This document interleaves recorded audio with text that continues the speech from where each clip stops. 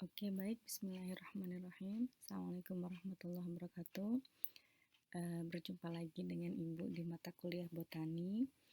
Semoga adik-adik tetap selalu diberikan kesehatan dalam menghadapi kuliah online yang mungkin semakin banyak gitu ya. Ibu harap kalian tetap bisa semangat dan survive untuk melewati semester genap yang penuh rintangan ini. Yakinlah bahwa ketika kita mendaki atau menuju suatu puncak, maka kita akan merasa lelah dan merasa ingin menyerah. Tapi yakinlah apa yang akan kalian jalani, apa yang akan kalian hadapi, insya Allah akan berbuah manis pada akhirnya. Kali ini kita akan membahas satu topik yang menarik pada mata kuliah botani farmasi, yaitu akar atau radix. Akar ini dia punya sifat yang sangat menarik. Sifatnya apa? Nanti kita akan lihat di slide-slide berikutnya. Kita akan mulai berkenalan dulu tentang apa sih akar atau radix ini. Akar atau radix ini adalah satu komponen dari tumbuhan yang penting. Jadi sebenarnya sih semua tumbuhan, semua bagian atau semua komponen dari tumbuhan itu pasti penting semua ya. Akar ini dia fungsinya untuk memperkuat berdirinya tumbuhan tersebut. Fungsinya dia menyerap air dan zat-zat makanan dari dalam tanah. Lalu dia juga bisa mengangkut air dan zat makanan ke tempat yang membutuhkan. Contohnya batang, daun, bunga, seperti itu ya. Nah, terkadang akar pun dia bisa merupakan tempat cadangan makanan. Nah, ini mungkin tugas untuk adik-adik. Kira-kira bentuk akar yang bisa dijadikan tempat cadangan makanan itu apa ya? Nanti komen-komen ya di Google Classroom-nya. Nah, sekarang kita akan berbicara tentang sifat dari akar itu sendiri. Nah, akar ini dia punya sifat yang sangat menarik. Karena apa? Dia ini sifatnya nggak mau famous, dia nggak mau terkenal, tapi dia punya peranan yang sangat penting bagi tumbuhan. Akar ini dia merupakan bagian tumbuhan yang ada di dalam tanah. Meskipun nanti ketika kita akan belajar lebih jauh, akar itu ada sih yang dia itu di atas tanah atau dia menggantung gitu ya di udara. Tapi umumnya dia ada di dalam tanah. Nah, akar ini dia bersifat geotrof dan hidrotrof. Artinya apa? Geotrof, geografi. Artinya geotrof itu adalah menuju pusat bumi. Sedangkan kalau hidrotrof, maka dia itu menuju air. Hidro adalah air, maka trof itu adalah dia menuju air. Akar ini punya sifat meninggalkan udara dan cahaya. Jadi kalau boleh dibilang dia tuh meninggalkan ketenaran gitu ya, meninggalkan apa-apa yang membuat dia terkenal. Dia nggak perlu, ibaratnya dia itu tidak perlu pujian dari orang-orang mungkin ya, intinya seperti itu. Oke, akar juga bersifat, sifat akar yang lain adalah dia tidak berbuku-buku. Mungkin pasti ingat ya, ayo berbuku-buku itu maksudnya apa? Dia tidak berbuku-buku, tidak beruas, dan tidak mendukung daun atau bagian yang lain. Kalau ada yang mendengar ini, nanti silahkan komen-komen di Google Classroom-nya. Itu maksudnya apa ya, tidak berbuku-buku dan tidak beruas-ruas. Nah, akar ini dia punya warna cenderung putih atau kuning. Nah, ini adalah satu ciri akar yang paling spesial. Dia ujungnya itu terus tumbuh dan bentuknya runcing. Kenapa dia punya sifat yang spesial? Karena akar itu ada hal yang bisa kita pelajari dari sifat akar. Apakah itu? Jadi akar itu dia adalah satu organ yang selalu terluka. Tetapi dia tidak pernah berhenti untuk tumbuh. Nah, itulah bagusnya dari akar tersebut. Akar itu punya sifat dia terluka, akan selalu terluka karena dia punya sifat itu terus tumbuh. Karena dia punya tugas yang sangat penting, dia harus mencari air. Maka dia harus menembus kedalaman tanah. Dia akan selalu bergesekan dengan tanah dengan batu, dengan pasir. Nah, gesekan tersebut itu akan menyebabkan akar itu terluka. Tapi hebatnya akar itu dia ujungnya itu terus tumbuh. Jadi bayangkan teman-teman ya, uh, seseorang yang selalu terluka, tetapi dia itu selalu memaafkan gitu ya. Jadi mungkin ada satu lagu yang bisa mendeskripsikan sifat dari akar tersebut. Kita bisa belajar dari akar tersebut. Jadi meskipun kita terus terluka, meskipun kita punya keterbatasan, meskipun kita selalu terbentur dengan sesuatu, kita nggak boleh menyerah, adik-adik. Sama dengan situasi kita saat ini. Ibu yakin adik-adik pasti mengeluh, kuliah online, kuota terbatas, sinyal susah, susah tidur, banyak tugas. Tapi adik-adik, jalani aja, terusin aja. Maka insya Allah nanti akan ada titik terang dari semua ini. Begitu ya, mungkin. Nah, di slide berikutnya kita akan belajar tentang bagian-bagian akar. Jadi akar itu secara umum dia terbagi menjadi 3, yaitu bagian matur atau bagian yang dewasa, atau bagian elongasi atau bagian yang selalu terus-menerus panjang, dan ada bagian yang meristematik gitu ya. Kita akan bahas satu-satu tentang komponen-komponen dari akar tersebut. Yang pertama adalah leher atau pangkal akar.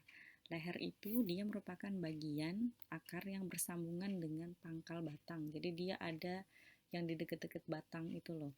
Itu disebut dengan leher batang. Kemudian selanjutnya ada yang disebut dengan ujung akar. Kalau ujung, pasti teman-teman tahu ya, ujung berarti bagian akar yang paling muda.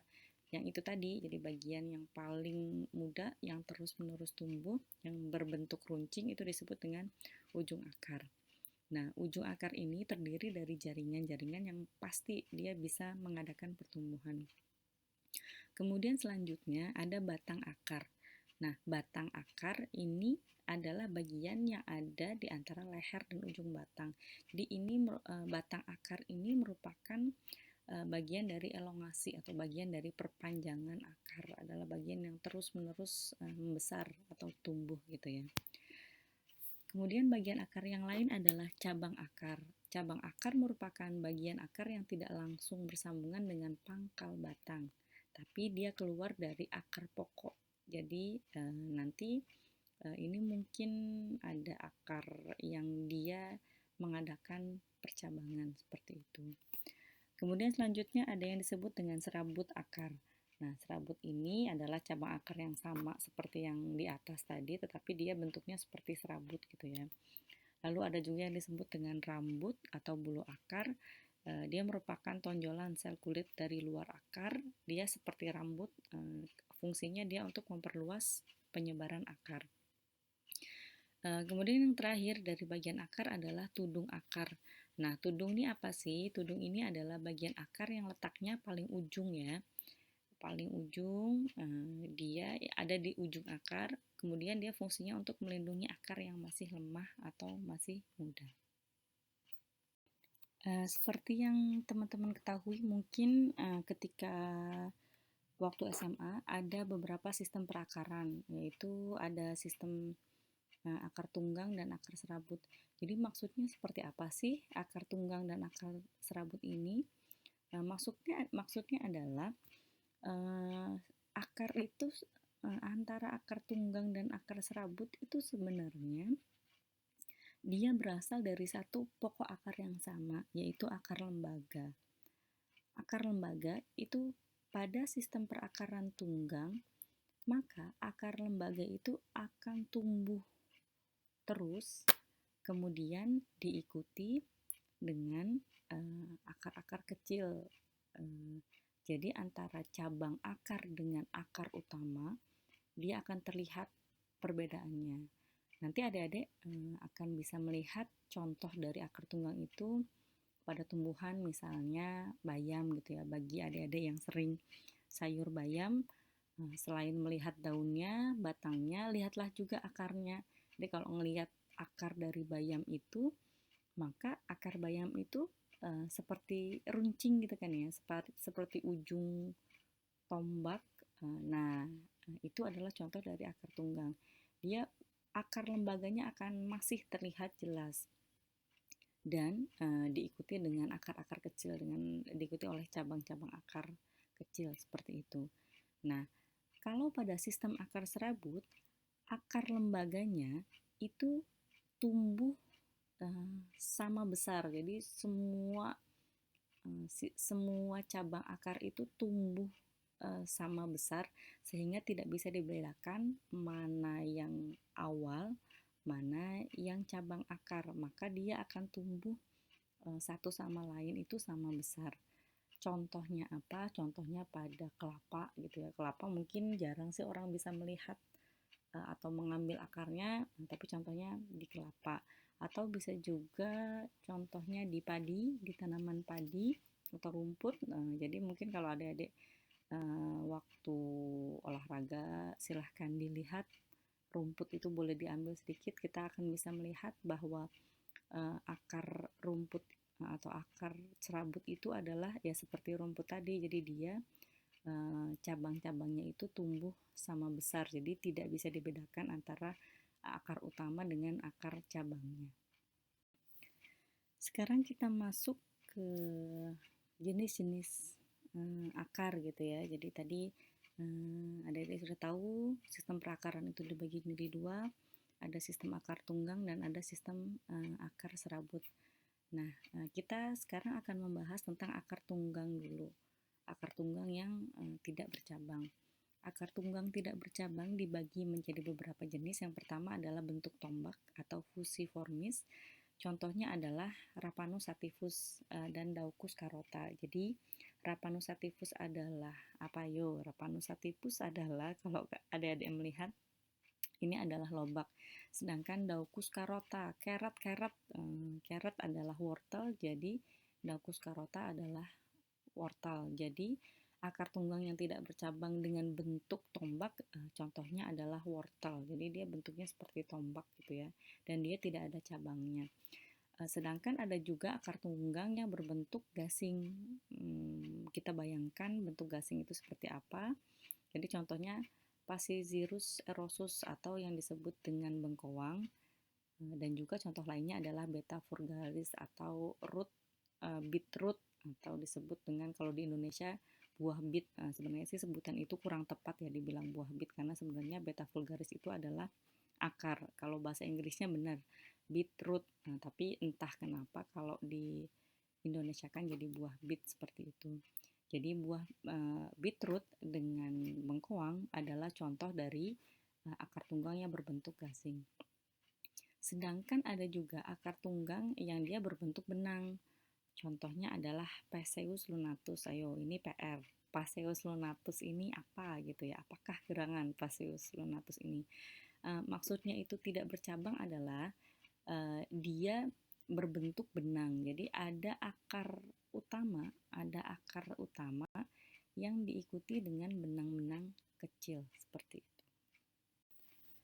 Kemudian akar tunggang ada juga yang dibedakan dengan sebutan akar tunggang bercabang. Maksudnya gimana sih? Jadi maksudnya adalah akarnya itu tunggang.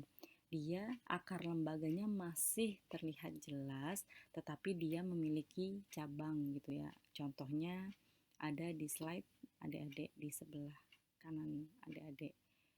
Ini biasanya akar tunggang bercabang ini ada di pohon-pohon yang besar.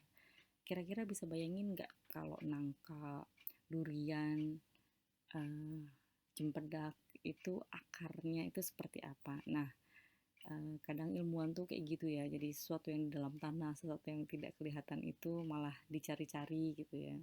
Luar biasa. Kemudian setelah kita membahas tentang akar tunggang, tadi direview sedikit bahwa akar tunggang itu ada dua, ada akar tunggang tidak bercabang dan akar tunggang bercabang. Contohnya bisa disebutkan nanti satu-satu. Kemudian kita akan berpindah, kita akan belajar tentang akar serabut. Akar serabut tadi apa ayo? Akar serabut itu apa? Silahkan nanti di komen di Google Classroom ya. Nah, jenis-jenis akar serabut itu ada yang berbentuk benang, contohnya adalah Oryza sativa. Ibu yakin adik-adik pasti familiar Oryza sativa itu apa? Iya, betul. Oryza sativa adalah padi. Tidak perlu dijelaskan lebih lanjut, insya Allah ada sudah paham saja. Kemudian ada yang berbentuk tambang, contohnya Cocos nucifera. Cocos nucifera dari gambarnya aja udah kelihatan ya, dia adalah kelapa. Jadi kalau adik-adik bisa melihat akar dari kelapa itu dia bentuknya seperti tambang karena dia gede-gede gitu ya. Ada juga akar serabut yang dia serabut besar dan tidak banyak mengadakan percabangan, disebut atau contohnya adalah pandan. Tapi pandan yang ada di gambar ini adalah pandan pantai gitu ya. Kalau pandan yang biasa kita pakai untuk masak itu beda. Eh, Akarnya gimana bedanya silahkan kalau kalian lagi bikin bubur kacang hijau di rumah atau lagi gabut jalan-jalan olahraga, mungkin silahkan cari pohon pandan, dilihat akarnya seperti apa. Nah, pandan yang dibuat pandan yang buat masak dengan pandan yang ada di gambar ini berbeda. Kalau yang ini daunnya itu tebal dan cenderung ada jarum atau ada durinya gitu, dan dia biasanya dipakai untuk membuat atap seperti itu. Kemudian setelah kita bahas tentang jenis-jenis akar, maka kita akan belajar tentang sifat khusus akar. Jadi sifat khusus akar salah satunya adalah akar udara atau gantung. Tadi di depan Ibu sudah bilang bahwa umumnya memang akar itu ada di dalam tanah atau jauh terpendam di dalam tanah. Tetapi ada juga akar yang disebut dengan akar udara atau akar gantung. Nah, pertanyaannya adalah apakah akar ini masih punya sifat yang sama dengan akar yang ada di dalam tanah? Nanti tolong dijawab ya. Nah, contoh dari akar udara atau akar gantung adalah anggrek. Kalau ibu-ibunya atau adik-adiknya suka memelihara anggrek, nanti akan bisa terlihat gitu ya bahwa di anggrek tersebut akarnya itu menggantung atau ada di udara, tidak di dalam tanah. Dan juga ada yang beringin gitu ya, mungkin adik-adik juga sering melihat kalau beringin itu dia punya akar yang menggantung. Kalau adik-adik pernah berkesempatan ke Jogja, di Jogja ada satu spot yang rame biasanya dikunjungin wisatawan, apa namanya ya, alun-alun Kidul kalau nggak salah. Jadi di situ ada 2 pohon beringin yang kalau adik-adik menutup mata dan bisa berjalan melewati 2 beringin itu, katanya itunya akan dikabulkan, tapi itu hanya mitos ya. Yang ingin ibu tekankan adalah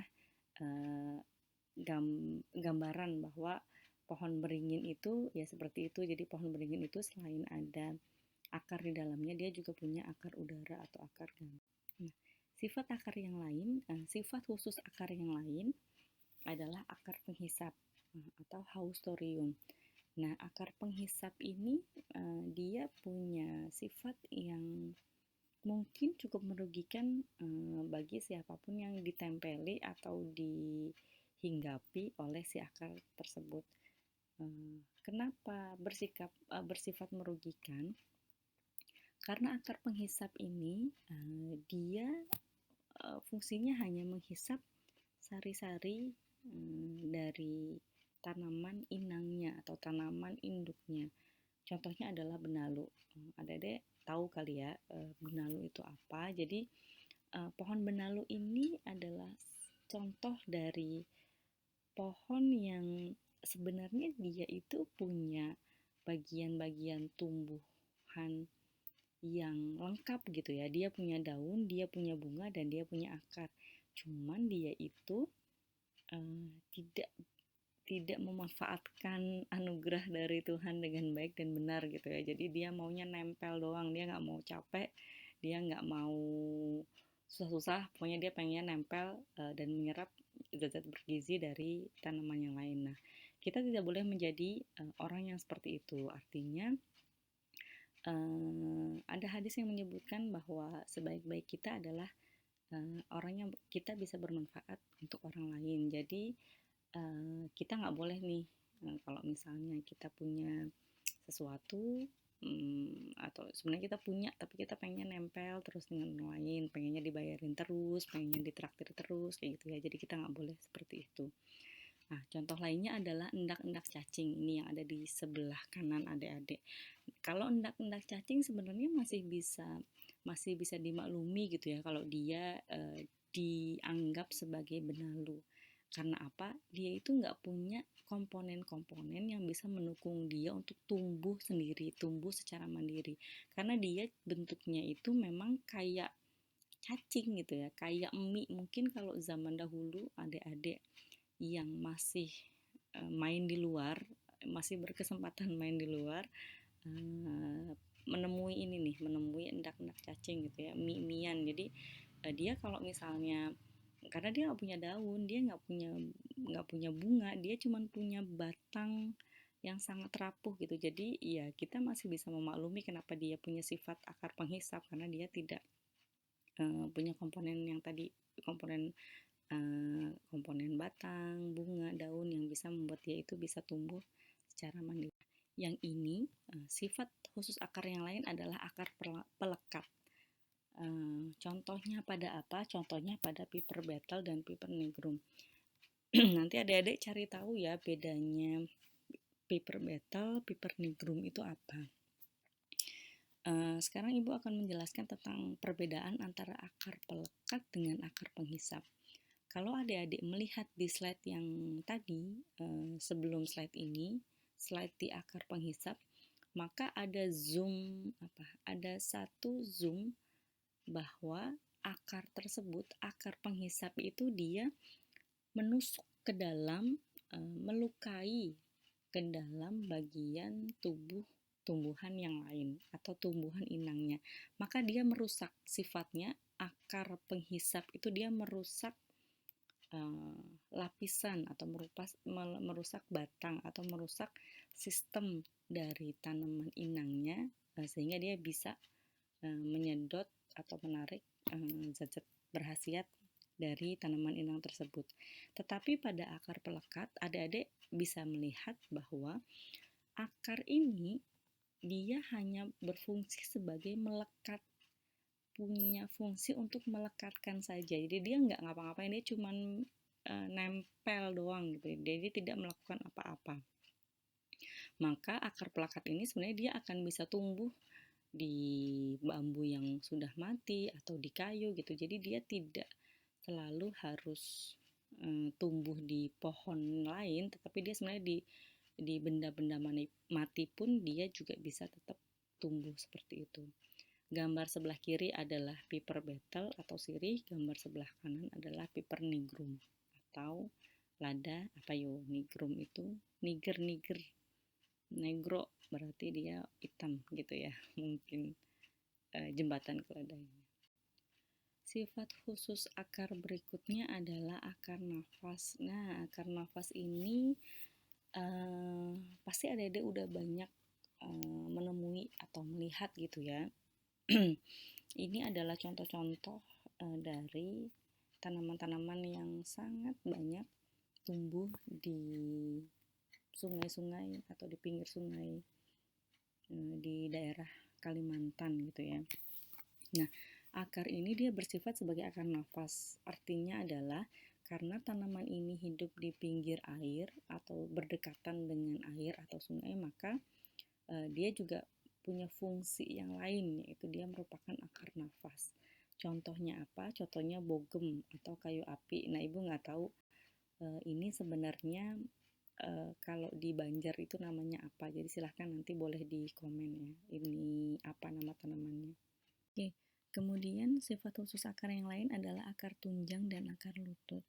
Akar tunjang itu maksudnya apa? Biasanya akar tunjang itu terdapat pada tanaman-tanaman yang dia itu hidupnya di pinggir pantai.